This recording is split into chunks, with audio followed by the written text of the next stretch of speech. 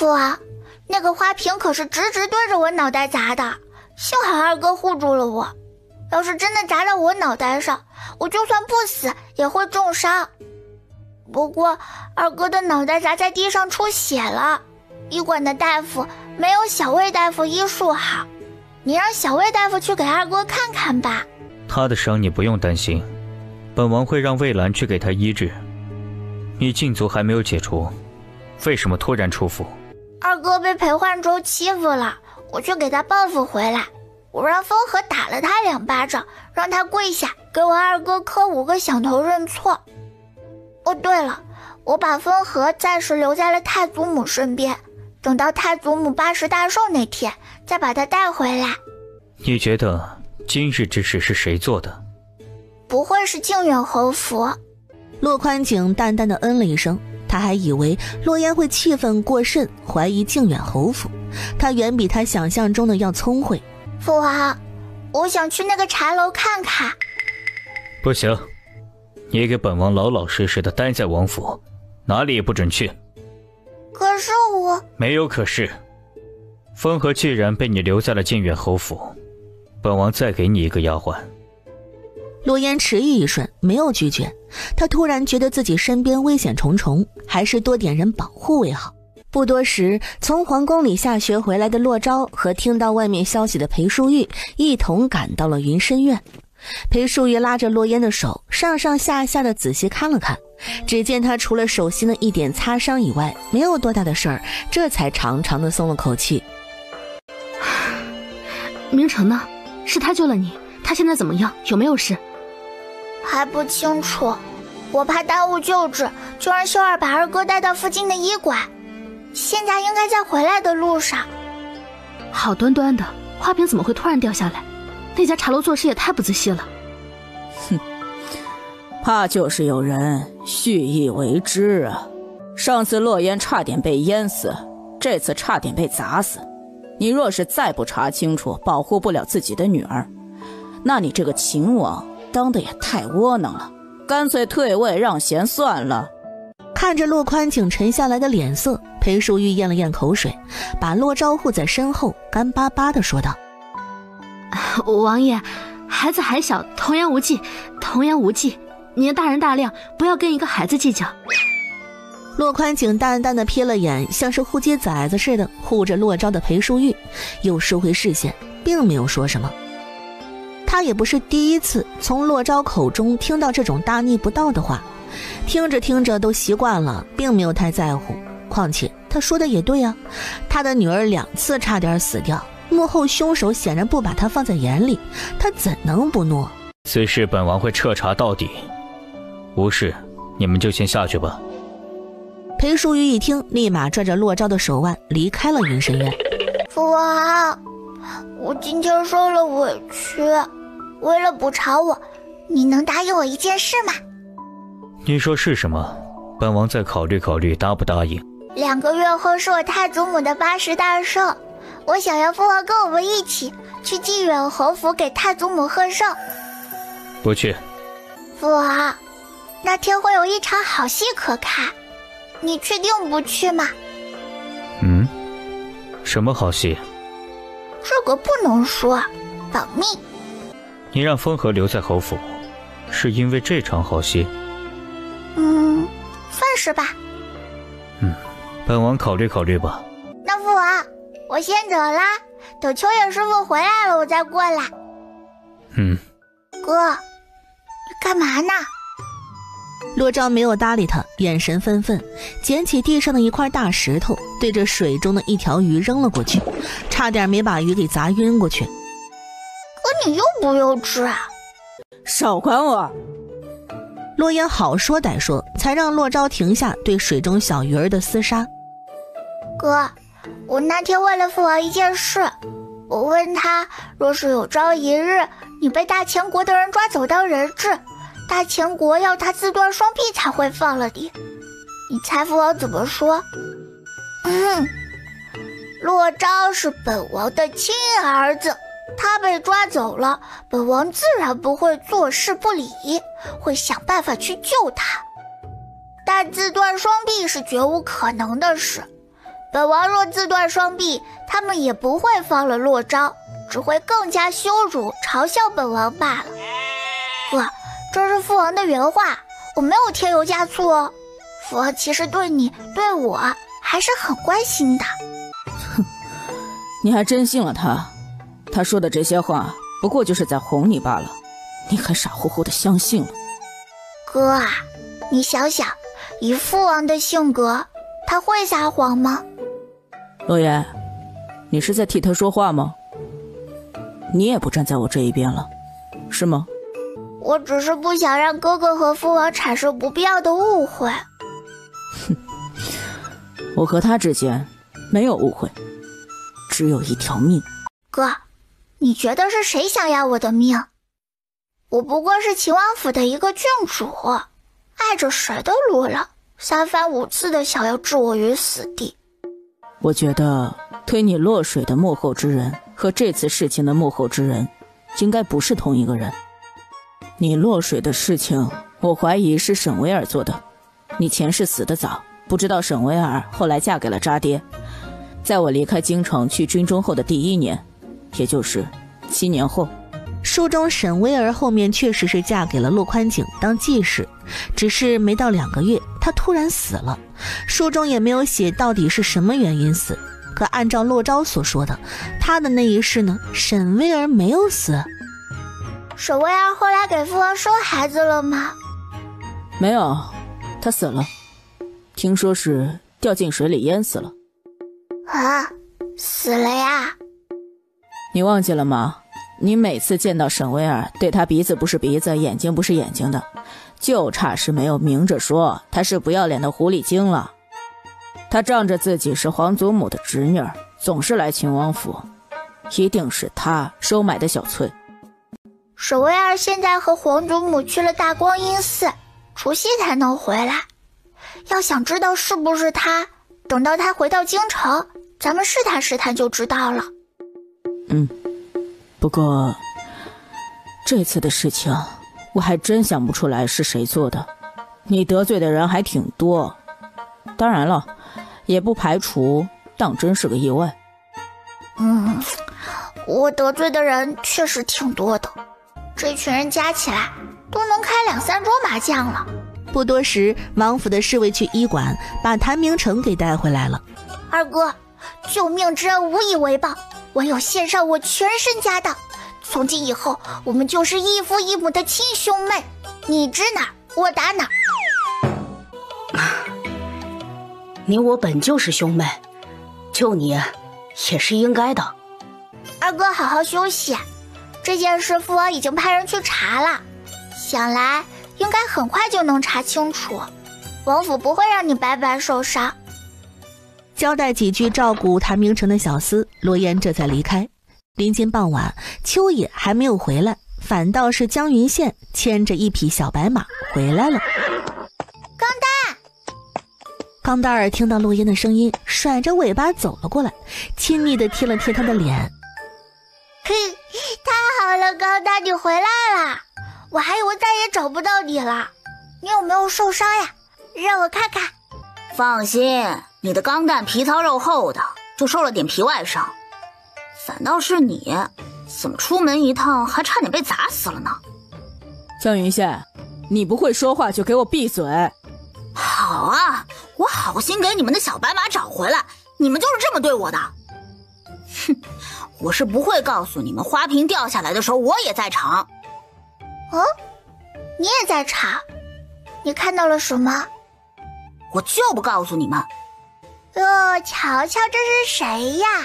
原来是我那英俊潇洒、风流倜傥、仪表堂堂、彬彬有礼、貌美如花、迷倒万千少女的三哥哥呀！三哥，你知道今天为什么是阴天吗？今天不是阴天啊。那昨天就是阴天，为什么昨天是阴天呢？因为太阳见了你帅气的脸庞，害羞地躲进了云朵。洛言到底是从哪里学来的这些话呀？学就学了，还说出来，不害臊吗？你不就是想知道我看到了什么吗？跟你说就是了。喂，秋野师傅，你回来啦，查到了吗？属下暂时只查到花瓶不是意外掉下来。郡主，具体什么情况，属下得去禀报王爷。那我们一起去。三哥说花瓶掉下来的时候，他也在场。秋叶看向江云羡，没想到三少爷竟然也在，那是不是说明他看到了什么？倒是个意外收获。王爷，那花瓶是从飘香楼3楼一个雅间掉下来，掌柜说每个雅间都有一个花瓶，属下每个雅间都查了查，在楼下发现了一个蹴鞠。另外，属下还查到飘香楼是平阳王府的产业，出事之时3楼只有一个客人，掌柜的说是柳家大少爷。去把这个蹴鞠送到平阳王府，告诉平阳王，若是不想被本王迁怒，就去找幕后真凶。是。王爷，是否去查柳家大少爷？父王，必须查，因为我看到柳瑞把花瓶放在了窗户上，但是他并没有把花瓶推下去，而是把窗户关上就走了。父王，刘瑞一定是故意把花瓶放在窗户上面，就等着我路过。但是他并没有主动把花瓶推下去，就算我们去找他质问，他也有理由辩驳。所以得找到那个用蹴鞠把花瓶打下来的帮手。对，洛言说的对，我是突然看到花瓶掉下来的，没有看到柳瑞把花瓶推下来，所以他肯定有同伙。去查柳家。是。秋野走后，洛宽景目光忽然转向裴淑玉，淡淡道：本王若是没有记错的话，柳家是你外祖家。王爷放心，我不会偏袒柳家。洛言，如果你发现伤害你的人是你身边亲近的人，你会怎么做？三哥，你这话什么意思？你还看到什么了吗？其实我看到了是谁用蹴鞠把那个花瓶给打下来的。什么？你刚刚在父王那里怎么不说呀？是我们都认识的人吗？是大哥。你说谁？是周福玉要杀他。我没有看错，真的是大哥。江云羡挠了挠脑袋，这事儿一直憋在他心里不敢说。他觉得大哥怎么看也不像是对洛烟痛下杀手的人，应该是有什么误会。他怕他跟父王说了，父王那暴脾气不听大哥解释。大哥现在回府了吗？没有。我们等大哥回来问他。好。于是洛烟和江云羡两人就这么蹲在王府大门处，二人神情相似，坐在门槛上，双手支撑着下巴，望着远处发呆。他们等到夜色暗沉，月亮升起来了，还是没有等到周福玉回府。倒是洛昭从下人口中听到他们两个人跟有病似的跑到王府大门外坐着，还是坐在门槛上，看门的下人连关门都关不了。你们两个在这里坐着干什么？当门神呢？我们等大哥回来。大哥早就回来了，你们蠢吗？王府又不止这一个门。三哥，多亏你，是你说我们可以来王府大门等着，可以第一时间等到大哥。是，都怪我，赶紧进去找大哥吧。哼，看在他险些被砸死的份上，我不跟他计较这些小事。洛昭好奇他们两个等周福玉做什么，就跟在他们身后。他们先去了周福玉的院子，被下人告知他并没有回来。一番询问过后才知道，他从后门回到王府，直接去了云深院找洛宽景。洛烟和江云羡两人对视一眼，然后两人同一时间撒腿就朝云深院的方向跑了过去。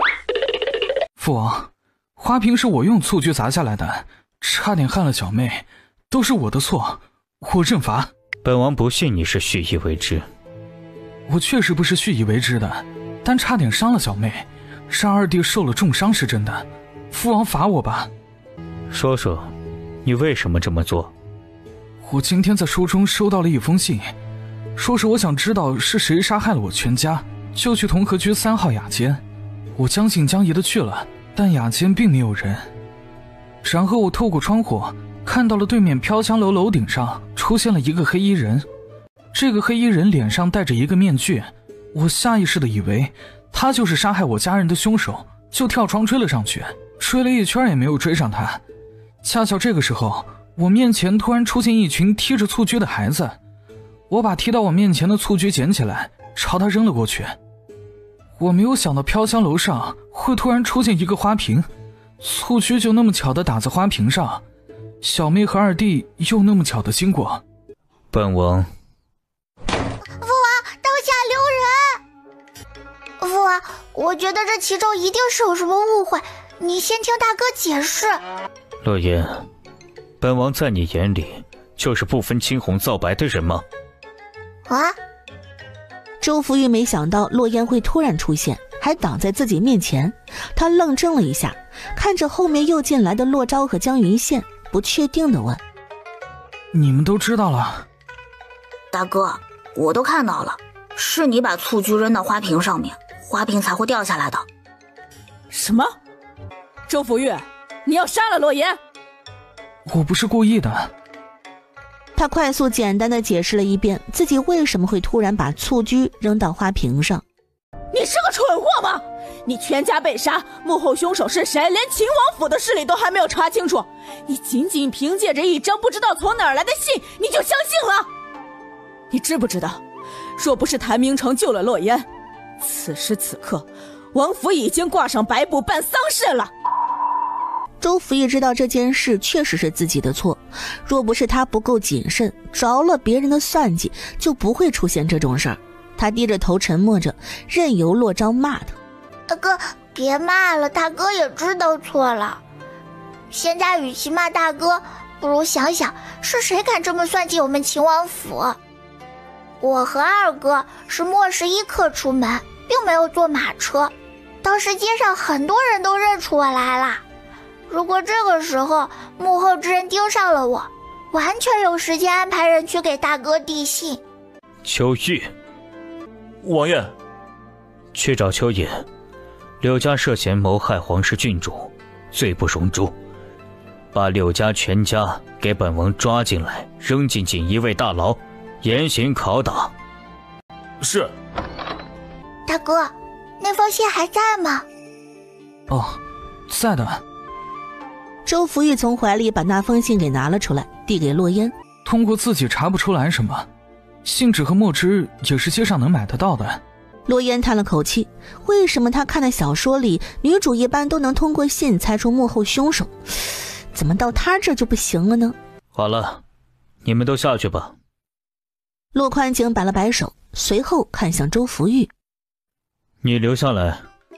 福王，你该不会要动手打大哥吧？大哥都已经解释过了，你不能动手打人。你再多嘴一句，信不信本王动手打你？看着洛宽景斜眯过来的眼神，洛烟轻咳一声，什么都没有说，一溜烟的跑出去了。哥，三哥，天黑了，你们先回去睡觉吧。好，你也早点休息。我知道。嘴上答应早点休息的洛烟并没有休息，秋玉和秋野都走了，洛宽景的书房外面没有人守着，他撅着屁股悄咪咪的趴在门边上偷听。洛宽景还能不知道洛烟的德行？让他老老实实的去休息是绝对不可能的事儿。看着门外映出来的一个影子，洛宽景头疼的按了按眉心，把洛烟给拎走。周福玉闻言好奇地回头看过去，看着门外跳来跳去的影子，嘴角忍不住抽搐一瞬，一个暗卫从树上跳下来。郡主得罪了。话落，他跟拎猫崽子似的，拎着洛烟的后衣领，把他给拎走了。原来是你啊，暗卫大哥。这不就是上一次一脚把小翠儿给踹飞的暗卫吗？暗卫大哥，你怎么天天蹲在树上呀？真可怜。不如你以后跟着我吧，你负责我以后的生命安全，我保你吃香的喝辣的。暗卫面无表情，丝毫不为所动，甚至没有跟洛烟说一句话，把他送到他屋门外，转身上树。你父亲是本王唯一的好友，他被人残忍杀害，本王怎会不用心去查？这么些年下来，幕后凶手一直查不到，不过本王却找到了这本账本。周福玉的父亲是徽州的一个商户之子，和爹娘吵架，父亲离家出走，在快要饿死的时候，意外被骆宽景给救了。于是周父就一直死皮赖脸地跟在骆宽景身边。后来周父和父母和好，回家继承家产，骆宽景的封地就在徽州，还有宣州这2处，都在江南那一带。本朝超一品亲王，可以圈养私兵，但明面上不能超过3000，至于暗地里谁知道呢？骆宽景当然也养了私兵，他养私兵的银子一半都是周家出的。父王，这个账本……本王怀疑周家意外得到了这本账本，才有了灭族之祸。今日的事，恐怕不是冲着洛言，也不是冲着你，而是冲着本王来的。所以我爹娘是因为这个账本才会被杀害。你放心，本王已经在查，真相早晚有一日会水落石出，以后莫要冲动了。你若出了事，本王如何跟你爹娘交代？我知道了，我相信父王，以后我不会再这么冲动了。舅爷大人，刘家到底犯了什么事，被锦衣卫抓来？柳大人不如问问你的好孙儿做了什么事？什么？瑞儿，你做了什么？我什么都不知道。孽障，还不快说你到底做了什么？你是要把我柳家全家给害死不成？哎呀，老爷，你怎么还对孩子动手？我看他就是被你给惯坏了，整日无法无天。瑞儿是我长孙，我能不心疼吗？行了，别废话了。柳家蓄意谋杀长宁郡主，7罪当诛。但若是你们能供出幕后主使，可饶你们不死。谋杀皇室郡主？舅爷大人，我刘家和秦王府无冤无仇，怎么会谋杀长宁郡主？请大人明察，还我刘家一个清白。你不敢，可你的好孙儿胆子大得很呢。什么？刘瑞，你要杀长宁郡主？不，我没有。混账！你竟敢谋杀长宁郡主，谁给你的胆子？瑞儿，你赶紧说是谁指使你的？只要你说出幕后主使，我们就还有救。娘，真的不是我没有做过。哎呀，我看你们是抓错人了。瑞儿品性纯良，怎么会谋杀长宁郡主？赶紧把我们放了吧。我儿好歹也是朝廷命官，岂是你们说抓就能抓的？来人，给我把柳家大老爷抓出来，上刑！孽障，还不快如实招来！你真想害死我，害死整个柳家不成？瑞儿，你真想看着你父亲受罚，还是说你想我刘家全族跟着你一起上断头台？祖父，爹，我不是故意的，我没有想让长宁郡主死，是有人给我送了一封信，信上告诉我，说是想帮元安郡主教训长宁郡主，就按照他说的去做。元安郡主被长宁郡主欺负，被当众打了手掌心，我就想帮他出口气，教训教训长宁郡主。我没有想让长宁郡主死，祖父，爹，你们相信我。信在哪儿？在我屋里。秋野立刻吩咐手下带着柳瑞离开牢狱，去柳家把信给拿过来。秋爷大人，您看，柳瑞没有想过谋杀长宁郡主，他也是被人利用的。看在刘家是秦王妃的外祖家的份上，能放我们回去吗？柳瑞虽然没有想要谋杀郡主，只是被利用，但他一官员之子，无官无职，却想要教训郡主，这么不把郡主和王爷放在眼里，实在该死。娘，我们会不会有事？不会。别忘了，你姑奶奶是靖远侯夫人，秦王妃是你姑奶奶的亲生女儿，我们绝对不会有事的。再说了，长宁郡主不是没事吗？柳芳芳闻言松了口气，对，姑奶奶不会放任柳家一直待在牢狱里。很快带着柳瑞的锦衣卫回来了，秋野拿到了柳瑞口中说的那封信，他仔细看了看手中的信，信上的字比郡主的字都要丑，完全看不出什么。柳家显然什么都不知道，是柳瑞一个人擅自行动，再待在这里也没有什么用。秋野转身离开。秋野大人，我们什么时候能出去？你们的事我做不了主，等王爷吩咐吧。柳大人眼含失望，看来他们得在锦衣卫大牢中多待一阵子了。怎么回事？锦衣卫怎么会抓柳家？回好夫人的话，荆州言传元安郡主因为长宁郡主被打了手掌心，柳瑞少爷为了元安郡主想要教训长宁郡主，却没想到差点害死了长宁郡主。秦王殿下大怒，所以才会把柳家全家给抓起来扔进大牢。派个人去牢中问问兄长，这是怎么回事？是夫人。不一会儿，打听的人回来了，告知了靖远侯夫人，柳瑞是被人利用的。备马去秦王府。王府下人通报靖远侯夫人来王府的时候，裴淑玉并不是很惊讶。柳家是他娘家，以他强势的性格，要是不来找他，那他就不是靖远侯夫人了。让他去前厅等着。当上了秦王妃就是厉害，让我这个母亲等你这个女儿。母亲有把我当成女儿来看待吗？我怎么没有把你当成亲生女儿？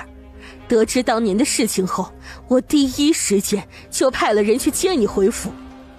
我知道你怨恨我偏心阿婉，但阿婉在我身边长大，我对她倾尽心血和感情，怎能舍弃她？你回府的时候，吃穿用度和阿婉是一模一样的，我已经尽力的补偿给你了。你出嫁的时候嫁妆124胎，你还有什么不满意的？嫁妆？母亲，你当真以为我不知道你私底下给了裴梦婉多少银子当做压箱底的嫁妆吗？若不是祖母给了我几间铺子和2个庄子当做嫁妆，恐怕我的嫁妆连裴梦婉的一半都没有。靖远侯夫人一听，脸上浮现出一抹尴尬。她私底下给阿婉嫁妆，裴淑玉怎么知道的？明明这件事只有他们母女2个才知道。母亲想问，我怎么知道的？是你的好女儿跟我为了炫耀，特意说出来的。靖远侯夫人眉心微微蹙了蹙，阿婉向来不争不抢，怎么故意炫耀说出来？一定是她不小心说漏了嘴，被裴淑玉给听到了。母亲有什么事就直说吧，管理王府钟馗我也挺忙的。柳家的事我已经打听清楚了，瑞儿是被人利用的，你让王爷放了柳家吧。母亲来王府这么久了，一句关心嫣嫣的话都没有，一张口就是让我去跟王爷求情放了柳家。在母亲心里，我们母子3人都是外人。既然如此，我为何还要去替柳家求情？你胡说什么？你是我生的，我怎么会把你当成外人？只是瑞儿是被人利用的，并不是真的想要谋杀嫣嫣。况且嫣嫣也并没有真的出事儿啊。嫣嫣没有出事是因为她2哥舍命救了她，到现在明成还躺在床上头疼欲裂，动弹不得。柳瑞是被人利用的，可他的初心却是想要教训嫣嫣。骆童对王爷出言不逊，被陛下责罚打了手心，和嫣嫣有什么关系？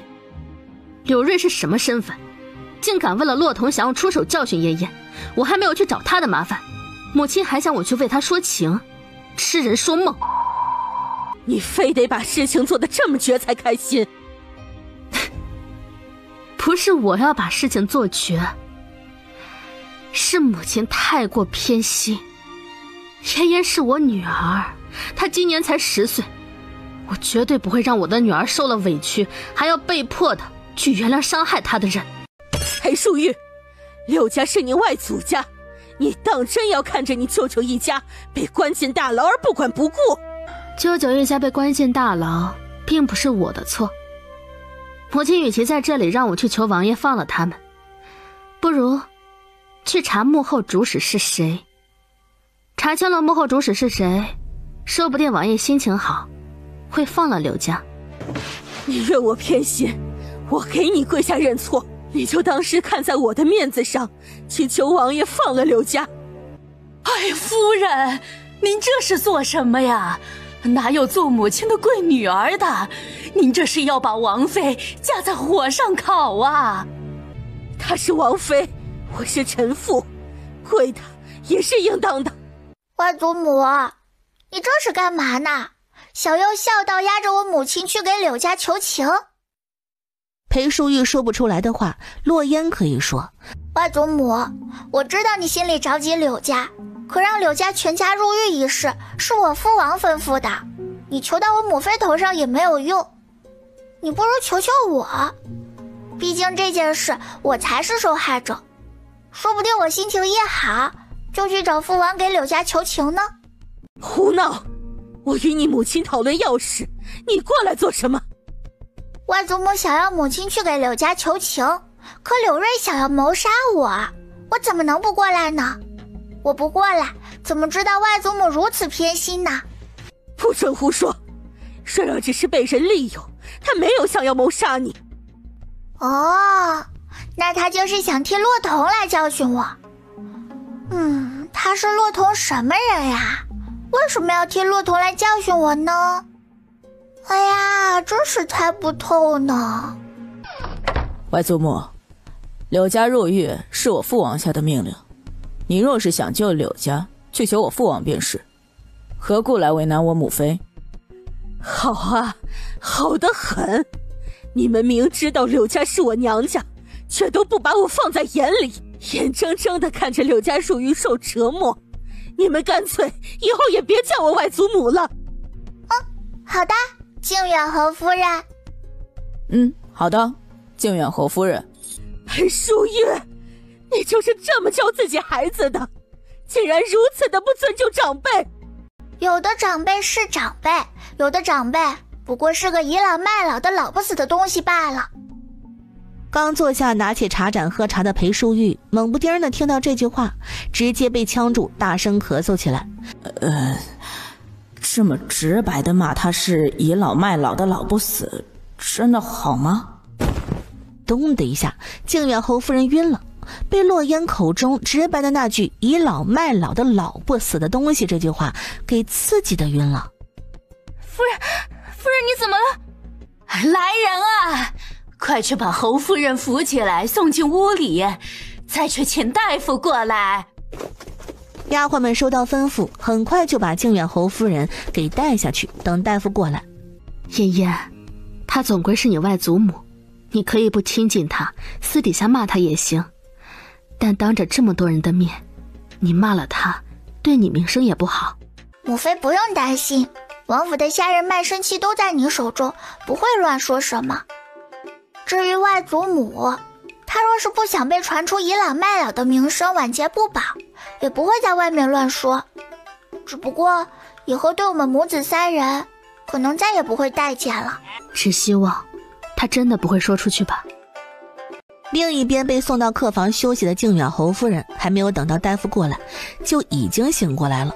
她快速地从床上坐起来，推开王府的丫鬟，怒气冲冲地来到前厅。裴淑玉，你15岁那年被接到侯府，我好吃好喝的养着你，你就是这么待我的，竟然教唆自己的女儿辱骂自己亲生母亲，你还有没有良心？外祖母，什么叫被接到侯府？难道我母妃不是你的亲生女儿，不是侯府的亲生血脉？侯府养着她，难道不是应该的吗？我母妃是侯府的亲生血脉，刚出生就被故意报错，流落在外15年，被找回来，难道不应该好生的养着吗？可我听你这话的意思，却是我母妃被故意报错是她的问题，不是侯府的问题。侯府把她找回来，已经对她很好，她应该对侯府感恩戴德，简直天大的笑话！我从来没有见过有人脸皮比城墙还厚，离得8丈远都弹到我这里了。你外祖母莫怪，罗言年纪小，说话没分寸，时辰也不早了，我送外祖母离开吧。话落，骆昭强制地扶着靖远侯夫人离开了。靖远侯夫人还不愿意走，她今天是来找裴淑玉给柳家求情，事情没有办成功也就罢了，还平白无故的被洛烟给骂了一顿，她怎么能甘心呢？但骆昭力气大得惊人，他一时之间竟然挣脱不开他的手，就这么被他生拉硬拽的拽到了王府外。骆昭贴心的把靖远侯夫人扶到马车上，外祖母慢走。就这一幕，谁还能说裴淑玉母子三人对他不孝呢？若是真的不孝，骆昭身为王府世子，怎么会亲自送他上马车？夫人，回侯府吗？去灵王府。靖远侯夫人吐出几个字，她不止一个女儿，她还有一个女儿嫁给了灵王殿下。灵王殿下那可是帝后嫡子，身份贵重，她亲自去锦衣卫放几个人，那还不简单。靖远侯夫人一见到裴梦婉就开始哭诉，哎呦，说裴淑玉如何的咄咄逼人，说洛烟如何的没有教养，对她不尊重，还说骆昭不顾她的自愿，强硬把她拽出秦王府。母亲，顺儿不是主谋，只是被人利用，舅舅一家不会有事的，只会在大牢里多待一段时间而已。阿婉，你舅舅怎么说也是朝廷命官，在牢中多待一天，头顶的乌纱帽就有可能被他人取代。你去求一求灵王，让他去锦衣卫把你舅舅一家给带出来吧。母亲，锦衣卫是秦王掌管的，就算王爷去，恐怕也带不出来柳家，反而倒是会得罪了秦王。阿婉，连你也不愿意救柳家吗？侯府里人人都说我偏心一个养女太不应该了，可是阿婉，你是从小养在我身边，我尽心尽力培养的女儿，怎么能不偏心你？从你嫁到灵王府，我很少求你，现在你舅舅一家遇难，你也不愿意帮忙吗？你舅舅可从未亏待过你。母亲，您误会我了，我不是不想救舅舅一家，我的意思是，秦王既然下令把舅舅一家抓进锦衣卫，就显然不会这么轻易的放人，就算是王爷亲自去了锦衣卫，他们恐怕也不会给王爷面子的。秦王虽然不是太后亲生的，但从小养在太后身边，不是亲生胜似亲生。母后跟我说过，秦王几乎是父皇一手带大的，这般深厚的感情，哪怕是王爷也比不上。我只是怕王爷去了锦衣卫，不仅没有把舅舅一家给救出来，还会连累了王爷。母亲，因为我的身份，母后本就一直不喜欢我，自从上次在陆家发生了那件事后，母后更不喜欢我了。宫里甚至有传言，母后和父皇商议把我从正室贬为侧室，说是因为舅舅一家连累了王爷，恐怕母后连我生下来的童儿和雨儿都不待见了。阿婉，是我想的太理所应当了，没有顾及你的感受。你说的对，皇后本就因为你的身份对你不满，不能再因为你舅舅一家让皇后对你更加的不满了。母亲，顺儿她说她是为了童儿想出手教训洛烟，这才被利用，外人不知道，还以为童和瑞儿有什么。童儿是个女孩子，名声大过于天，这个时候童儿绝对不能和瑞儿牵扯到丝毫关系。童儿是个女孩子，又是皇家郡主，名声不能有瑕，只是流言京中都已经传遍了。唉，京中流言的事王爷会去解决，只是舅舅一家我真的无能为力了。说是姐姐能够去求秦王，说不定能把舅舅一家给放出来。别给我提他，提他我就来气，生的还不如生一个棒槌。裴梦婉看着靖远侯夫人对裴淑玉如此的深痛恶绝，暗暗笑了笑，他对他越是厌恶，他就越高兴。只有这样才能确保自己在侯府的地位，他不能失去侯府这个靠山。哎呦，十九弟啊，好久不见了。八王兄来找本王，是找到了想要杀害本王的幕后凶手？暂时还没有。没有找到，你来找本王作何？那飘香楼是我平阳王府的茶楼，事情发生在飘香楼。虽然嫣嫣没有真的出事儿，但想来也是受了惊吓。为了弥补嫣嫣，我把飘香楼送给嫣嫣当做补偿，还有郊外的一座庄子，这是地契。洛言没有受伤，是因为他二哥救了他，现在还卧床不起。城南有一间当铺啊，生意不错，就送给明晨当做皮偿吧。那便多谢八王兄了。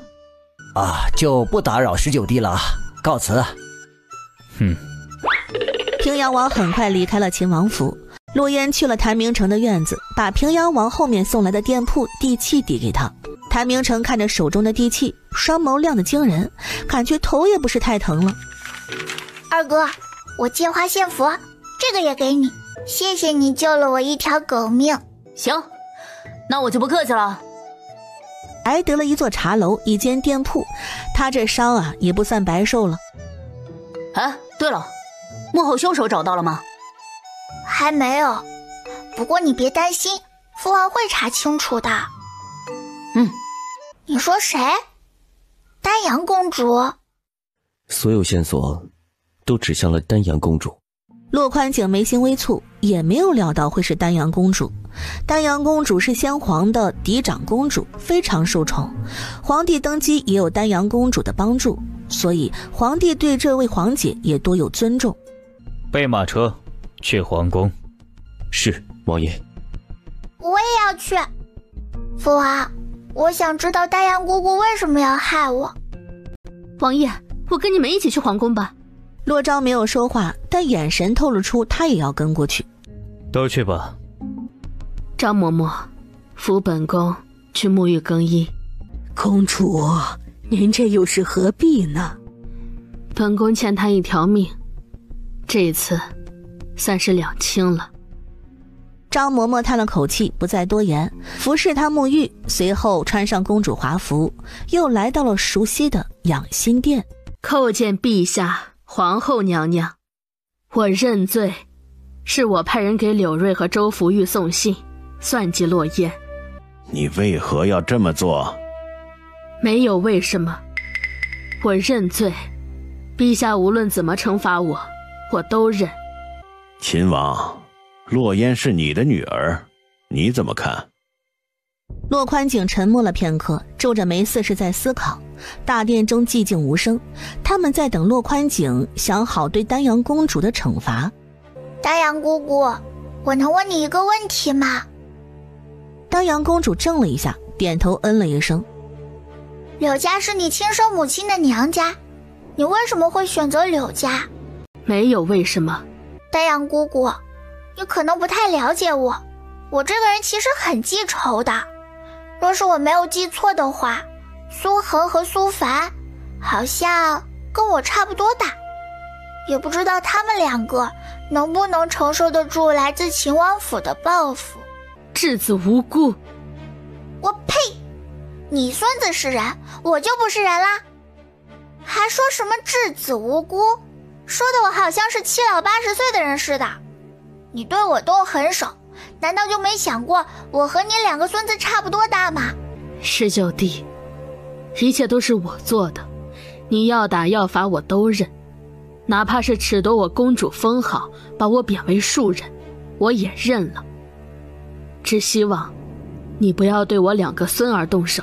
皇姐该是了解本王的才是，本王从不是什么心慈手软之人。稚子何辜？本王的女儿至今不过10岁，她又何尝不无辜？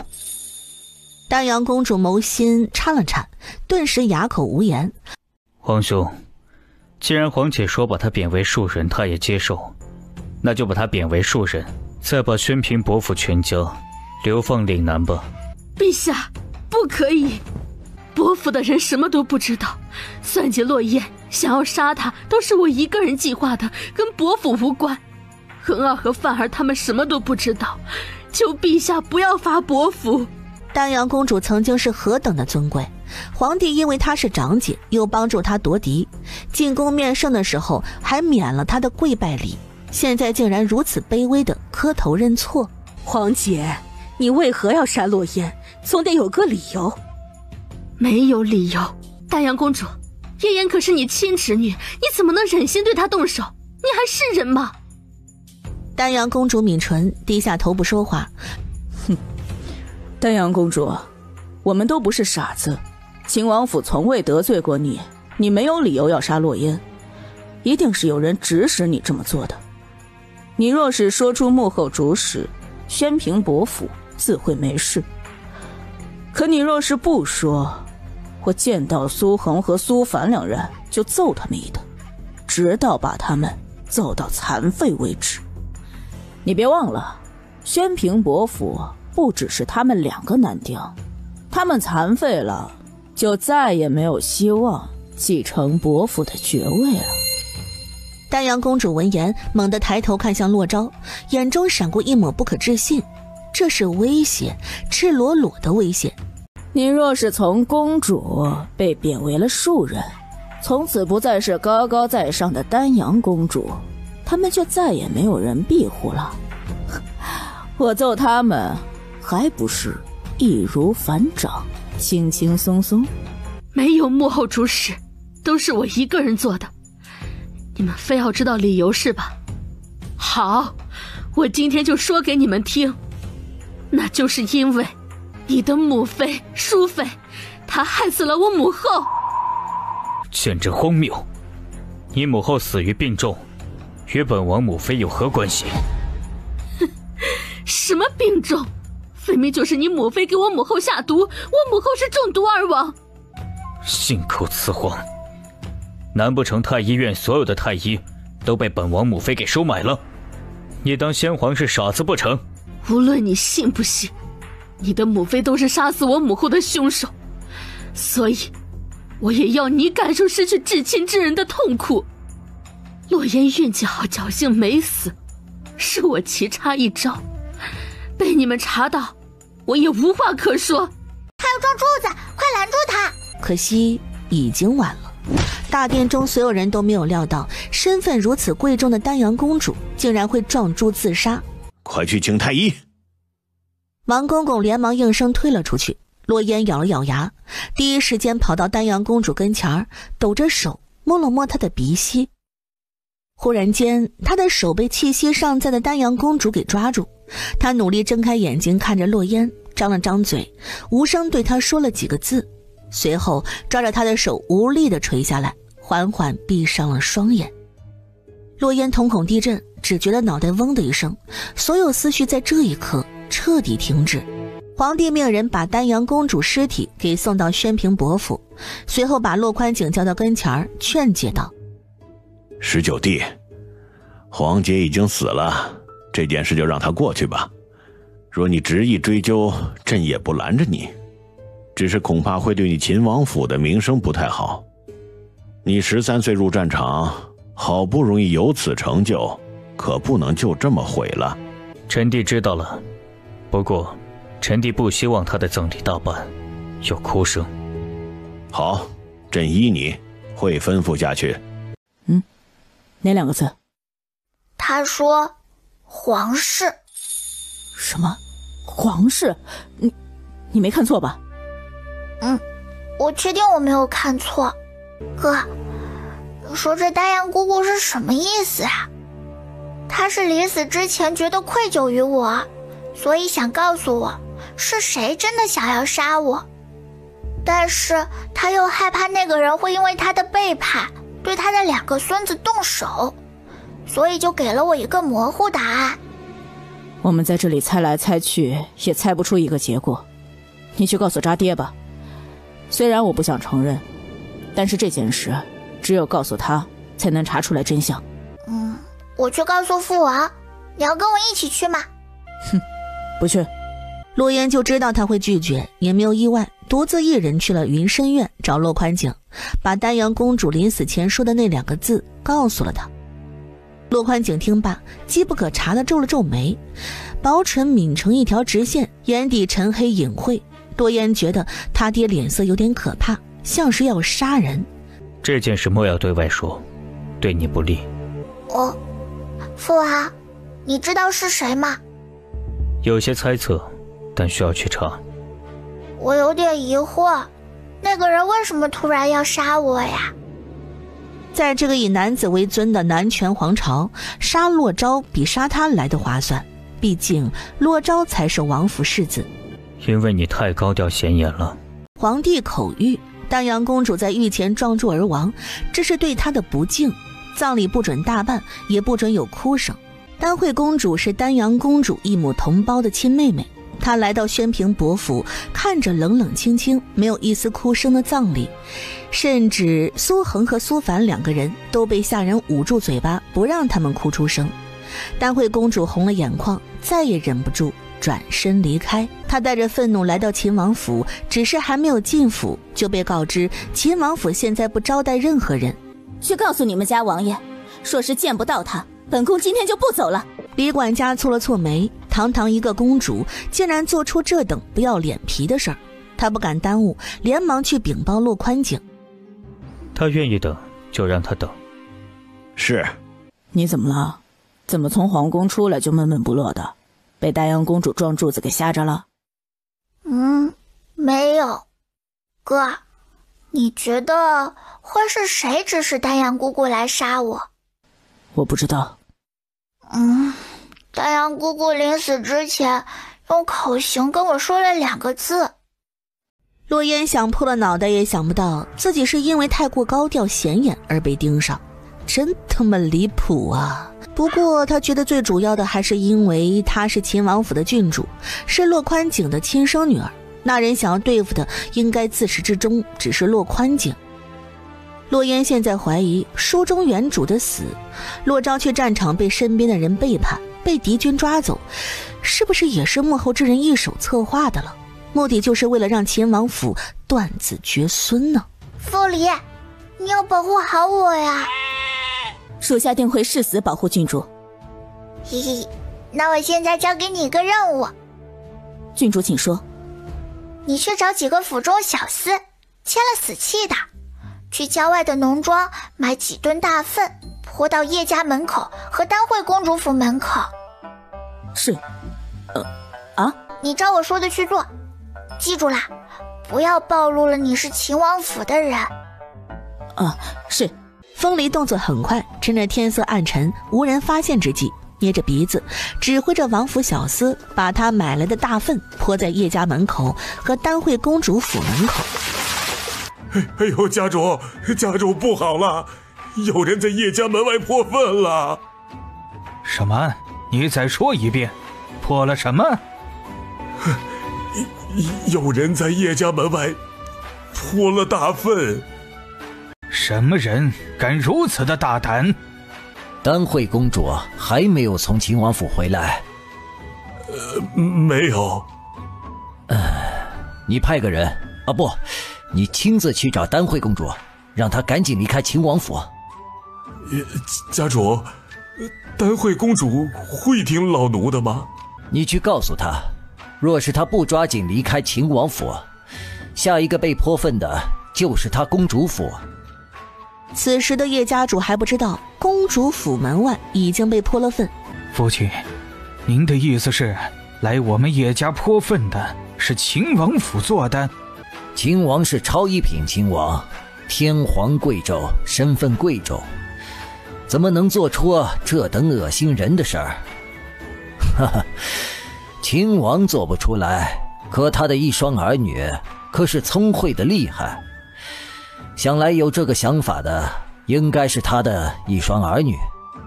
可他们才10岁啊。10岁怎么了？前有前朝甘明12岁封侯拜相，后有秦王13岁入战场斩杀敌军将领。别看有些人年纪小，可本事却不小。丹惠公主性格倔，不见到洛宽景，她就真的不动马车一步，哪怕饿得前胸贴后背啊，也撑了一口气不离开。在听到叶管家的禀报后，她气得破口大骂。她自小养尊处优长大，还从未受过这等委屈，怒极之下直接气晕了过去。嘿，父王，你听说了吗？丹惠公主府门外和叶家门外被人泼粪了，嘿嘿，简直太好笑了。别演了，本王知道是你的吩咐。哎，嘿嘿，就知道瞒不过父王。父王，你说我能不能派人到襄王府、平阳王府还有端王府几个王府门外泼粪？本王会查清楚，为你做主的。等你查清楚，还不知道猴年马月去了，我总不能一直待在王府里不外出吧？那人既然这次失了手，还失去了丹阳公主，若不怕被本王发现，短时间内就不会再动手。上书房你若是不愿去，以后就不去了。那不行，上书房我得去，我就不信了，那人还敢在皇宫里对我动手。你想去那就去吧，除了风离以外，我另外派了2个暗卫，暗中跟着你去皇宫保护你。真的吗，父王？那我可以要上次把我抱下树的那个暗卫吗？眼神不错，他是暗卫营中1队暗卫的头领。真的？那就他了，就他了。洛宽景允了。洛烟来到院子中那棵大树下，3下5除2的趴了上去。暗卫大哥，我把你从父王那里要过来了，以后你可得保护好我。你叫什么名字？属下无痕。无痕，你能不能教我一个能一击毙命的绝招？属下不敢擅自教郡主。算了，我还是去找风离教我吧。无痕，你听我的话对吧？是。你去郊外农中买大粪，泼到灵王府、襄王府、端王府、平阳王府大门外，然后再……有点难办，不知道要不要禀报王爷。父王让你保护我，那你暂时就是我的人，我也没让你去杀人放火，就是我气不过洛雨和洛通他们总是针对我，我看不惯他们，我就想让他们丢丢脸。而且你照我说的去做，不会有人怀疑到我们秦王府，不会给父王带来麻烦。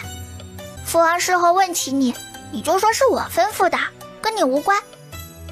无痕仔细想了想，犹豫片刻，还是点下了头。他知道风离如今跟在郡主身边，这事就算他不去做，郡主也会吩咐风离去做，只要郡主没有改变想法，谁去都行。第2日一早，临王府、襄王府、平阳王府、端王府，只要在京城，所有没有去封地的宗室王爷，他们的王府大门外被人泼了粪。郡主还是挺为王爷着想的，让人安排了打更人，发现了正准备朝齐王府大门外泼粪的贼人，免于了齐王府也被泼粪、被人议论嘲笑的下场。不过郡主昨天还去找了小魏大夫，让小魏大夫给他一瓶能让臭味加大的药剂，小魏大夫那里刚好有，就给郡主了。日后多派几个人巡视王府，尤其是王府附近。是王爷。大街小巷都在议论此事，说秦王府运气真好，遇到了贼人没有泼粪，只是谁这么大的胆子，敢明目张胆地得罪这么多宗室王爷啊？我去他娘的运气好，本王看分明就是秦王做的。父王，我们没有得罪秦王叔，他为何要这么做啊？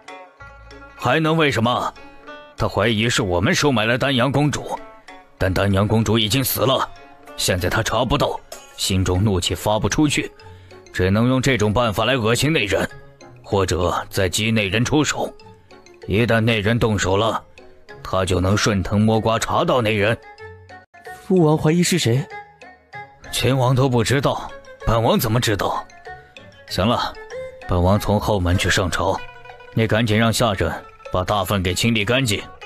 洛烟等了半天也没等到洛宽景把自己叫过去骂一顿，长松了一口气。父王肯定知道是他做的，但没有骂他指责他，说明他其实内心也想干这种事儿。只是碍于自己的面子，昨天才不让他做。洛烟，你是蠢货吗？这么刻意的安排打更人发现，你以为他们不知道是秦王府做的吗？我当然知道这很刻意，但你不觉得他们明明知道是秦王府做的，却又奈何不了我们的这种感觉很爽吗？我们秦王府不是没有被泼粪，只是运气好被发现了而已，没有证据，他们可不能冤枉我们，只能吃下这个哑巴亏。那你就不怕他们半夜也来我们秦王府泼粪？来了正好，可以多派几个暗卫守着，他们来了就给他们抓起来送到大理寺，到时候不就有人给我们顶罪啦？你还真是什么都想好了。嘿嘿，哥，黄伯伯已经给我们批了好几天的假了，明天我们就去上书房吧。真是迫不及待看到洛雨和洛彤他们难看的表情了。哎，洛言，你老老实实告诉我，几个王府大门外被泼粪，是不是你做的？老十一，在你眼里我就是这么缺德的人吗？我们秦王府也差点被泼粪了，好吧？还有，我差点被花瓶给砸死，你一点也不关心我。老十一，我们还是不是好兄妹啦？天天老十一老十一的喊，你喊过我皇兄吗？嘿，我觉得老十一比较亲切，你不会介意吧？老十一，哼，不介意啊，我哪敢介意啊？你开心就好。洛言，说，去我灵王府门外泼粪的是不是你们秦王府？你有什么证据证明是秦王府做的？来，你把证据拿出来，我们一起去黄伯伯那里，让黄伯伯治我秦王府的罪。洛彤哑口无言，连父王都没有证据证明此事是秦王府做的，他又有什么证据呢？况且那个贼人已经被我秦王府的侍卫给杀了，你们王府的侍卫无能，比不过我秦王府的侍卫，现在来诬陷我们，咋地？看我们秦王府好欺负是吧？强词夺理，谁知道你们是不是为了不被发现才杀人灭口的？要想人不知，除非己莫为。只要是做过的事就会有痕迹，我们迟早会查清楚真相。是，你厉害，去查就是了。我拦着你们去查了吗？一个个的废话忒多，真是小脑发育不完全，大脑完全不发育。你敢发誓此事不是你们秦王府做的？你算个什么东西啊，也配让洛言发誓？你们不敢发誓，说明去我们王府泼粪的就是秦王府。我要去告诉皇祖父，让皇祖父治你们的罪。凭什么你让我发誓我就得发誓呢？你不敢发誓，那这件事就是你们秦王府做的，害得皇室出了这么大的丑，被人议论嘲笑，你们秦王府就等着被皇祖父惩罚吧。让我发誓也可以，但我这人不喜欢被人威胁着我做不喜欢的事。这样吧，我当着你们所有人的面发誓，你给我下跪道歉。你说什么？让我给你下跪道歉？对啊，你让我发誓我可以发誓，但你污蔑我，污蔑秦王府的清誉，就想这么轻飘飘的接过去？这要是传出去，以后谁家出了点事儿都可以来污蔑我秦王府吗？童儿让你发誓是为了让你证明你秦王府的清白，你怎么说就是强词夺理。本来没有做过的事，我凭什么要证明自己的清白？有句话叫做谁主张谁举证，是你们先污蔑我秦王府，你们自己拿出证据来啊！难不成以后你们灵王府出了事都要我秦王府来证明没有对你们做什么吗？这天底下哪有这样的道理？说出去你们难道不害臊吗？洛言说的对，谁主张谁举证，你们说是秦王府做的，你们自己拿出证据来啊！在这里威胁洛言算什么本事？好，你若是敢发誓，我就敢给你下跪道歉。童儿，哥哥，你别拦我，这件事一定是秦王府做的。这可是你说的，这么多人听到了，你可不能反悔。是我说的，我不会反悔，但你必须发最狠毒的誓言，否则不算数。好，我洛烟在此发誓，若是灵王府和几个王府大门外的大粪是秦王府做的，就让我天打雷劈，一生无儿无女，孤独惨死，死后入阿修罗地狱。话落，整个上书房寂静无声，所有人都没有料到洛烟真的敢发誓，还发这么狠毒的誓言。这个誓言狠毒吗？要不要我再说一遍更狠毒的誓言？区一个誓言就能拿捏住我？别开玩笑了，誓言这种东西说出来轻飘飘的，全凭一张嘴。要是动动嘴皮子发誓就能成真，他现在那些对着女朋友说只爱你一个人，转头就和别人聊骚的渣男，早该被雷劈的排队领号了。毕竟他们发的毒誓加起来能绕地球3圈。洛彤瞪大双眼，猛地摇头，不可能不可能不可能，他不敢相信洛烟竟然真的发誓了。难不成真的不是秦王府做的？难道父王和母妃也猜错了？污蔑我，污蔑秦王府，给我下跪道歉吧，这么多人都看着呢，你该不会是想反悔吧？洛彤咬了咬唇，紧紧地捏住手掌心，要他给洛烟这个贱人下跪，他做不到。哥，洛昭眯起眼睛，一脚踹在洛彤的膝盖上，洛彤惊呼一声，双腿不受控制的下跪，还特别巧的跪在了洛烟面前。洛昭，你敢？敢不敢的都已经做了，你能奈我何？哎，好歹你也是皇室郡主，我也不想让你传出言而无信的名声，所以就只能让我哥帮帮忙啦。赶紧道歉吧，马上夫子就要来喽，别耽误夫子上课。洛腾闭了闭眼，低头快速地说了一声对不起后，立马站起来就要离开。可洛烟不打算放过他，给洛昭使了个眼神，洛昭几乎瞬间懂了他的意思，又一脚踹到洛彤的膝盖上。大声些，你早上没吃饭吗？我没听到，再说一遍。洛昭，你们别欺人太甚，童儿已经道歉，你们自己没听到，关他什么事儿？我不管，反正我没有听到他的道歉，必须大声再说一遍。洛彤，是你先来招惹我的，你若不按照我说的，再给我大声道歉，今天这事儿没完。洛彤，这件事是你先惹出来的，你赶紧道歉吧，闹到了陛下那里，谁都吃不了好。对不起。什么？我没听到。对不起。哇，是对不起啊，没关系，我不会原谅你的。洛彤最后是哭着离开了上书房，恰逢这个时候夫子进来，他没有看到夫子，一头给夫子撞倒了。可怜这位夫子已经快80岁了，被皇帝特意请过来教导皇子皇孙们，却不曾想有朝一日被自己学生给撞倒在地，把他撞倒也就罢了，还看都不看他一眼，扭头就跑了。夫子，您怎么了？来人，快去请太医。今日上午的课换了一个夫子教，一打听之下，发现原来的夫子被洛彤撞倒，闪到了腰，现在别说来给他们上课了，走一步路都困难，估摸着以后他的家人啊都不会让他来皇宫教课了。皇帝听闻此事后非常生气，他不知道请了多少次才让这些德高望重的夫子们愿意来皇宫给皇子皇孙们上课，可洛彤不仅逃课，还把夫子给撞伤了，甚至以后都不会再来了。皇帝也没脸再让他来，一气之下，皇帝罚洛彤抄写女则100遍，让自己身边长侍嬷嬷去林王府盯着。洛言，你蠢吗？为什么要答应洛彤发毒誓？毒誓是能随便发的吗？你整了他，也把自己带进去，哎呀，你真是气死我了。没事的哥，我发完誓后就在心里说了呸呸呸，不算数。那也不行，以后不准再这么说了。知道啦，没有以后了。洛昭，几天后的考核，我们切磋一场，你敢不敢应战？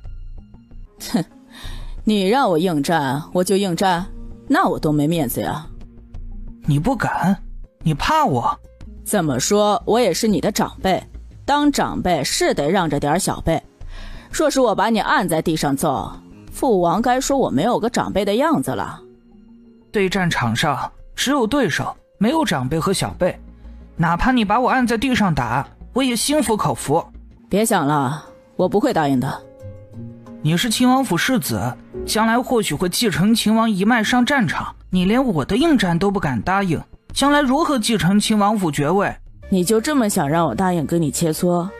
该不会是有什么针对我的阴谋吧？我洛雨从不屑用卑鄙的手法算计人。考核那天，皇祖父、皇祖母都在，你有什么可不放心的？你3番4次的邀约，我若再不应战，外人都该说我是个胆小如鼠的鼠辈了。不过，只是这么切磋，有什么意思呀？1个月前，东阳进贡了1匹烈马，皇祖父赏给了我父王，我父王送给了我。你若是赢了我，这匹马就是你的；但你若是输给了我，就褪去衣衫，只留亵衣，围着整个皇城跑10圈。洛雨，你是什么意思？看不起洛昭是吧？你怎么不说你若是输了，该受什么惩罚？你若是输了，就按照你说的，褪去衣衫，只留亵衣，围着整个皇城跑10圈。好，一言为定。只希望考核那天你别吃坏肚子来不了了。哼，放心，那天我一定会按时到场。洛昭和洛雨约战的消息不过半日，便似长了脚似的，从东街茶肆传到西街酒坊，连深巷里纳鞋底的老妪都知道了。消息是洛雨故意让人传出去的，知道的人越多才越好。于是第2日，京中最大的赌坊开了赌局，很多人都跑去凑热闹。洛昭的赔率比洛雨的赔率高，洛昭是1赔3，洛雨是1赔1。洛烟想了想，故意让王府下人放出洛昭没有学过武功，是这2个月才刚刚接触的消息。这则消息一出啊，不到1天时间，洛昭的赔率从1赔3涨到了1赔5。岂有此理！关嬷嬷，拿1000两银子押昭赢。是，王妃莫气，奴婢这就去。妍妍啊，约战的事情，你哥哥有没有把握？放心吧，母妃，哥哥要是没有把握，洛雨说破了嘴皮子，他也不会答应的。母妃，你看，我练习射箭还没有1个月的时间，差一点就射中红心。哥哥力气比我大，比我还早刻苦努力，你要相信哥哥一定能赢的。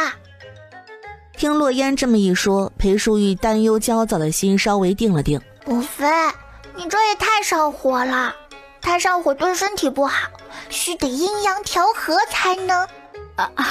母妃突然想起来还有事没有处理，你好好练习射箭吧。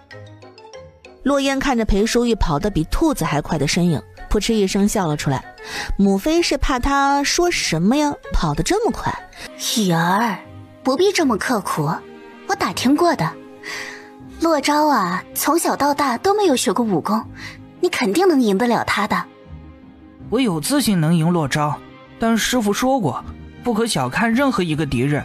洛昭想赢或许会不择手段，我只有再努力一些才行。母妃去安慰安慰童儿吧，皇祖父送来的长师嬷嬷是个厉害的，童儿性格倔强又娇气，我怕他会忍不住顶撞长师嬷嬷。想到还在抄写女则的洛童，就不可避免地想到他今天当着上书房那么多人的面对洛烟下跪道歉。雨儿，若有机会废了洛昭，给你妹妹报仇。母妃放心，我一定会为童儿报仇的。一日日的晨光接着暮色，不声不响的已经过了数不清的日落。不过转瞬就来到了考核那天，洛昭的赔率已经到了1赔10。洛烟跟洛宽景借了1000两银子押洛昭赢。谭明成听说了洛烟押了洛昭赢，一咬牙把他的大半个身家全都押了洛昭赢。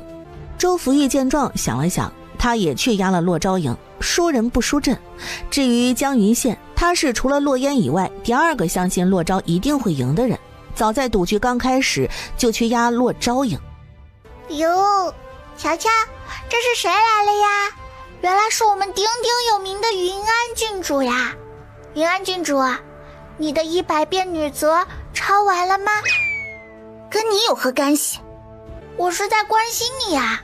怎么说你也是我的小辈，长辈关爱小辈，不是理所当然的吗？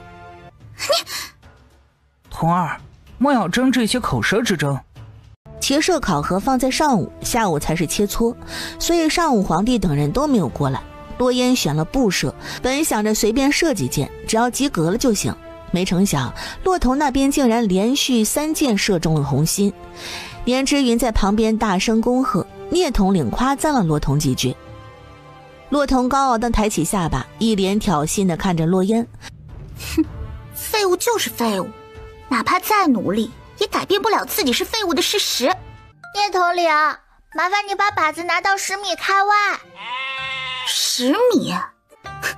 你在说什么笑话？我劝你可不要打肿脸充胖子，到最后1分成绩都没有。聂统领，按照我说的去做吧。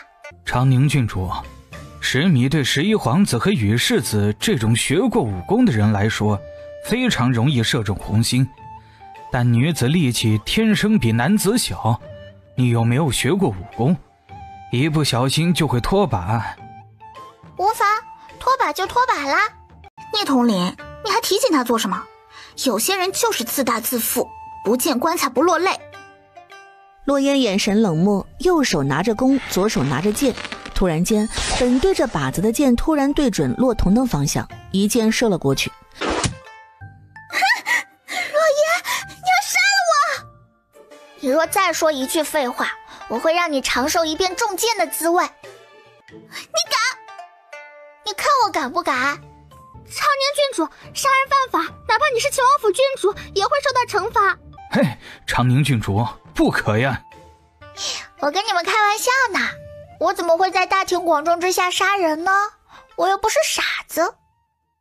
洛烟收回对准年之云的箭，然后对着10米以外的靶子一箭射了过去，铮的一声，准确无误地射中红心。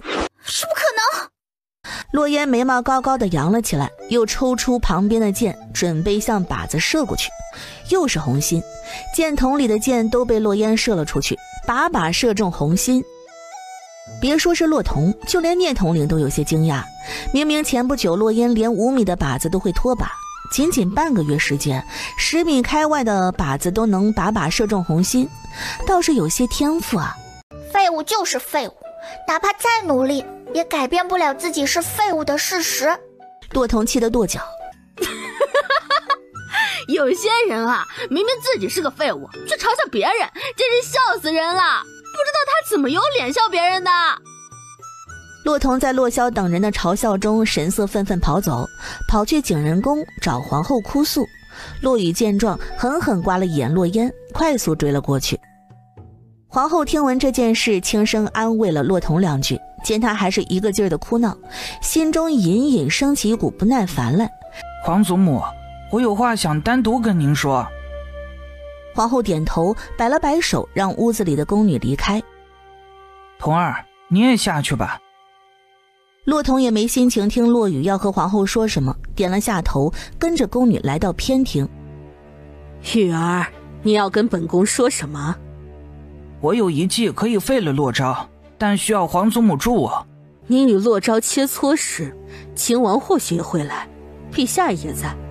你要在陛下和秦王面前废了骆昭。这是我从江湖郎中那里买来的毒药，服用过半个时辰后会使双手无力，能维持1炷香时间。事后太医也查不出来什么，虽然已经让人使用过了，确实如此。好，本宫会让人去安排。世子，你打得过骆羽吗？不用担心，我从来不做没有把握的事。唉，你得小心点，骆羽不好对付。上次我败给了他，有一个原因是我分身，但也不得不承认，他确实有2下子。我听说你是这段时间才学的武，真的有把握吗？唉，要不你就装肚子疼算了。虽然是丢点人，但总比穿着亵衣围着皇城跑10圈好吧？迟疑殿下，你不要长他人气势，免自己威风。骆昭世子既然说有把握，那肯定是有把握的。我这不是担心吗？到时候你们看着就好。你得小心他是阴招，皇宫中皇后势力不容小觑，吃完了饭就不要再吃任何食物，包括茶水之类的。我知道。饭后，洛昭和纪兰慈等人来到一个池塘边的凉亭里坐着，喂喂鱼，聊聊天。一个约莫14、15岁的宫女端着一个托盘走过来，把上面的茶水放在几人中间的圆桌上面。洛昭这个时候恰巧有些口渴，下意识地端起茶盏想喝茶的时候，慕容燕不知从哪里冒了出来，脚步一个踉跄，没有站稳，摔倒在了洛昭身上，把茶水洒了他一身。慕容燕，你怎么走路的？慕容燕沉默不语。时间还早，你快去换身衣裳吧。洛昭拍了拍衣服上面沾染的茶渍，有些气不过，走到慕容燕身边，用肩膀狠狠撞了撞她。不过慕容燕并没有在意，拍了拍袖子站起身，瞥了眼洒了一地的茶水，转身离开。朕听闻了你们的约战，切磋可以，也可以有彩头，但是穿着亵衣围着皇城跑10圈，此等的不堪大雅，置皇家颜面何在？黄伯伯，是洛雨非要和我约战，我没办法，只能同意。也是他说的，输了的人穿着亵衣围着皇城跑10圈，不是我说的。林王，你就是这么教导自己儿子的？父皇有所不知，前几日在上书房，童儿怀疑是秦王府的人在林王府大门外泼粪，所以去质问了洛烟几句，让他发誓。童儿让他发誓，也是为了让他证明秦王府的清白。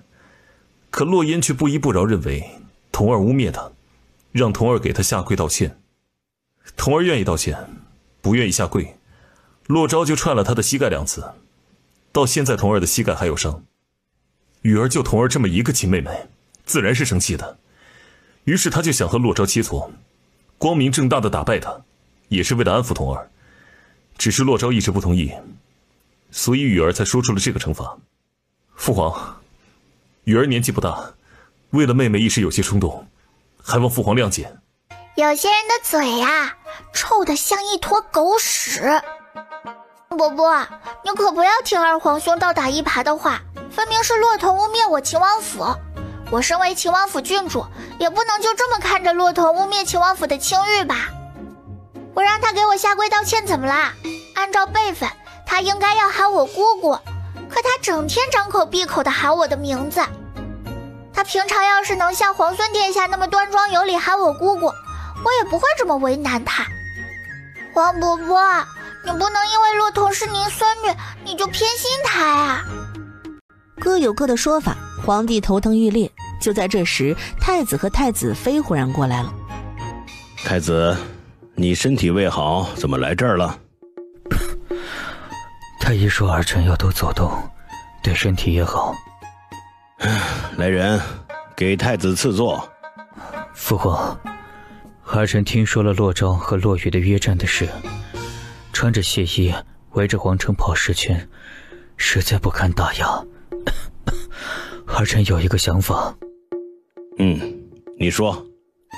输的人无条件答应赢的人一个条件即可，都是皇家子弟，不必闹得太过难看。好，就依太子所言。玉儿，待会儿尽力就好了，知道吗？你年纪还小，就算是输了，将来也还会再有机会战胜他的。洛雨一愣，很快明白了皇后的言外之意，看来给洛昭下药的计划是失败了。是，我知道了，皇祖母。洛雨深吸一口气，心里带着怒气走到比武台上，看到洛雨上去了，洛昭也走了上去。切磋不允许使用武器，以免不小心伤到对方，使对方重伤，所以他们都是赤手空拳。聂统领喊了一声开始，洛雨二话不说率先发难，他出拳极快，带着少年人特有的猛劲儿。洛昭反应也快啊，躲开了他的拳头，然后反击，扬起右拳打在他的肋下。这拳看着轻，落在身上却像是被石块砸中。好！洛雨抹了抹嘴角，看着洛昭的眼神中带着一丝不可置信。仅仅过了2招，洛雨就发现了洛昭根本就不像传说中的那样是这段时间才学的武功，大呼小叫，疯疯癫癫的，成何体统？父王，洛言性格活泼好动，皇嫂莫要怪罪。秦王，本宫知道你宠洛烟，事事都依着他，但他是皇家郡主，理应端庄娴静。他年纪也不小了，是该好好的学一学规矩。本宫明日送2个宫里的嬷嬷去秦王府。母后已经请了教养嬷嬷教嫣嫣规矩，就不劳皇后娘娘操心了。皇后眉目透着黑压压的阴沉，张了张口，还想说什么。既然母后已经给了洛烟一个教养嬷嬷，你就不用管了。眼见皇帝都这么说了，皇后只能不甘心的闭嘴。洛烟嘴角勾了勾，继续大声的给洛昭加油打气。洛彤见状非常不服气，也学着他的样子，朝比武台上的洛雨大声喊道：哥哥你是最棒的！学人精，哼！比武台上，洛昭和洛雨彻底扭打在一起，两人拳拳到肉，比上次洛雨和洛萧切磋要精彩的多。洛昭前世去战场学的武功很杂很乱，但到底是杀过人，气场和洛雨根本就不一样。洛雨明显感觉到自己越打越吃力，现在别说是废了洛昭了，就连赢他都很难。洛昭不像是这段时间才开始学的武功，未曾听说过洛昭的武学师傅，难不成是皇叔亲自教的？皇帝也看向洛宽景，眼中带着好奇。是本王亲自教的。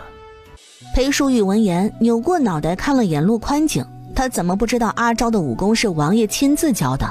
下一秒猝不及防对上洛宽景警告似的眼神，他愣了一下，又默不作声地收回视线。原来是皇叔亲自教的，当真是虎父无犬子啊。洛廷义紧紧抿着唇，眼底一片冷然，逮着机会就攻为秦王。太子果然打着笼络秦王的想法。父皇，儿臣身体不适，就先告辞了。身体不好就好好的休息，莫要劳累。是，儿臣谨记。太子妃扶着太子离开，走在路上，太子妃疑惑地问：太子为何不等决出胜算再离开？胜负已分，洛昭赢定了，再留在那里也无用了。啊，太子怎么能看出来是昭世子会赢呢？看不出来，但秦王说洛昭的武功是他亲自教的，孤信秦王。就在这时，太子和太子妃忽然听到一声尖叫，太子拧眉，猛地回过头，距离太远看不清，就吩咐下人去打听出什么事儿了。下人很快打听回来了。殿下，昭世子被兵器家给罚晕了。长宁郡主说是羽世子故意推的昭世子，和他吵了起来，然后长宁郡主拿起旁边的兵器家称的长鞭，朝羽世子脸上甩了一鞭，羽世子的脸破了相。快扶姑去看看。狗东西，找死！洛烟，你疯了！我看你才是疯了，试图谋杀我秦王府世子。洛雨，你该死！风离，给我按住洛雨，今天老子不打他一顿，老子睡觉睡到半夜都得坐起来甩自己一巴掌。是，郡主。风离一个箭步上前，制止住想要逃离的洛雨。洛烟左右开弓，对着洛雨的脸抬手就是几巴掌。不是我做的，是兵器家自己倒下来的，关我什么事儿？父王，母妃，救我！洛言，给本王住手！秋野、秋玉。秋野得到吩咐，上前拦住了洛廷义的路。另一边，想要上台去救洛雨的裴梦婉被秋玉给拦住了去路。父皇，您就这么看着洛言欺负雨儿吗？皇帝脸色也不比洛廷义好到哪儿去。洛雨当着他的面想置洛昭于死地，洛烟当着他的面扇洛雨巴掌，洛宽景当着他的面偏袒自己女儿动手打人，这一个个的简直是没有把他这个皇帝放在眼里。突然比武台上传来一声撕心裂肺的尖叫，众人转过头看过去，这声尖叫不是洛昭的，也不是洛烟的，而是洛彤的。洛彤看到自己亲哥哥受欺负，怎么能忍呢？怒气冲冲地跑到比武台上，洛彤捡起掉在地上的一支箭，眼中带着一抹狠辣，二话不说，狠狠地朝洛烟的后脑勺刺了过去。洛烟背对着洛童，并不知道他也上台了，但风离正对着洛童，看到了他的动作，他眉心一皱，果断地拎起洛雨的后衣领，轻轻一扔，他的身体就重重地砸在了洛童身上。洛童惨叫一声，脑袋重重地砸在地上，随后脸眼一翻，晕了过去。而洛雨呢，就更惨了，洛童手中的剑不知怎的直直地对准了他的一只眼睛，下一秒他蹲在地上，捂住眼睛，吃痛大叫：雨儿，疼啊！莫非我的眼睛好痛！洛烟看着洛雨捂住自己的眼睛，痛得在地上打滚，心里那股怒气总算是消失了一些。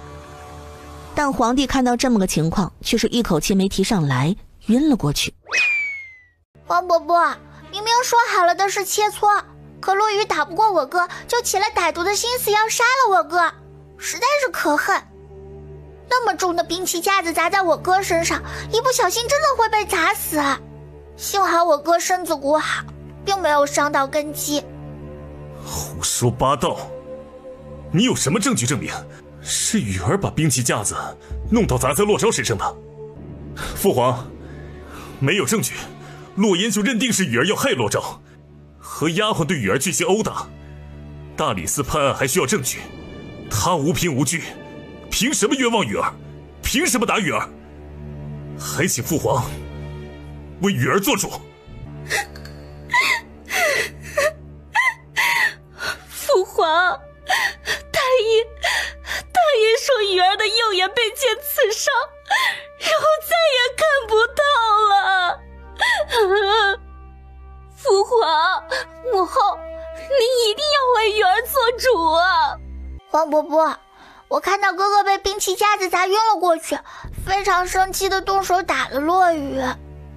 你要怎么惩罚我都认，但洛雨的眼睛根本就不是我弄伤的，我并没有想要他的命，分明是骆驼想从后面偷袭我还没有说他想趁我不注意杀我呢。若不是我的丫鬟发现及时，恐怕我就要和哥哥一起躺在床上不省人事了，还请皇伯伯明鉴呀。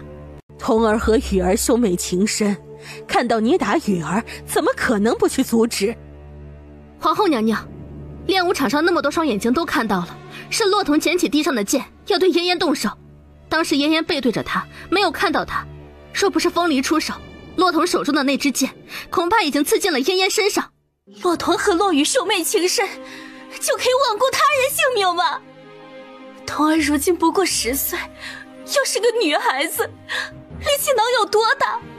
风离明明可以把洛烟拉到身边护住，他根本就伤不了洛烟。你们并没有证据证明兵器架是被雨儿给弄倒的，可就像你说的，练武场上那么多双眼睛都看到，是你们秦王府的丫鬟故意把雨儿扔到童儿身上，这才导致了雨儿被刺伤了眼睛。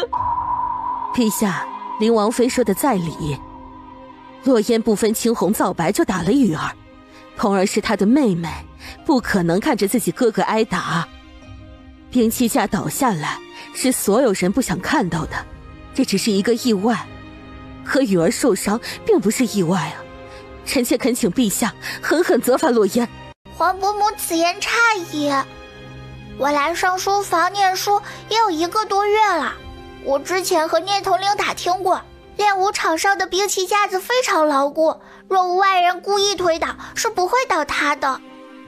就是因为聂统领跟我说过，所以我才会认为这个兵器架子是洛雨故意让他倒塌砸在我哥哥身上的。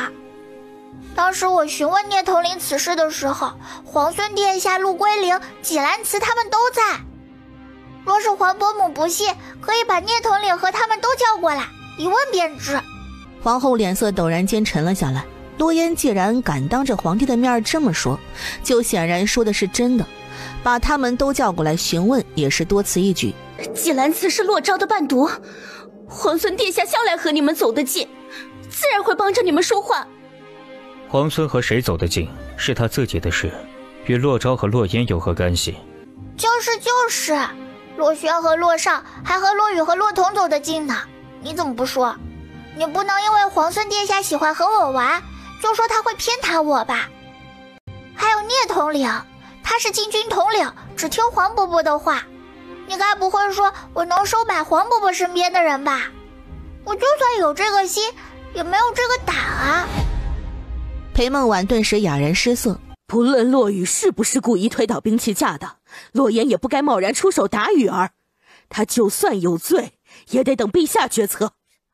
皇祖母不了解我，我这人睚眦必报，有仇从来不隔夜的。明知道洛雨故意推倒兵器架，想要我哥的命，若是不当场报复回来，我会气得睡不着觉，越想越气，后面可能报复得更厉害。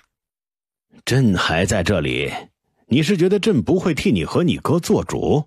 我当然相信黄伯伯了，可洛雨到底是黄伯伯您的亲孙子，到最后恐怕也是大事化小，小事化了，最多打几板子，可能打板子的人还被要求打轻一点。可我哥呢？可是差点被砸死了。我父王被暗算，在轮椅上一坐就是10年。我母妃从小被下人故意抱错，流落在外10几年。回府后，爹不疼娘不爱的，还总是被一个冒名顶替的假货欺负。前段时间我差点被花瓶砸死，现在我哥哥差点被兵器架给砸死。黄伯伯，我们一家4口真的好惨呀，太惨了。到底是谁总是针对我们？黄伯伯，你让我们去我父王的封地好不好？去了封地是不是就不用担心总是被人暗算了？胡说八道！太后还在，去什么封地？我们以为皇宫是黄伯伯的地盘，是最安全的，可没想到，就是最安全的皇宫，我哥都差点死了啊！黄伯伯，我真的好害怕。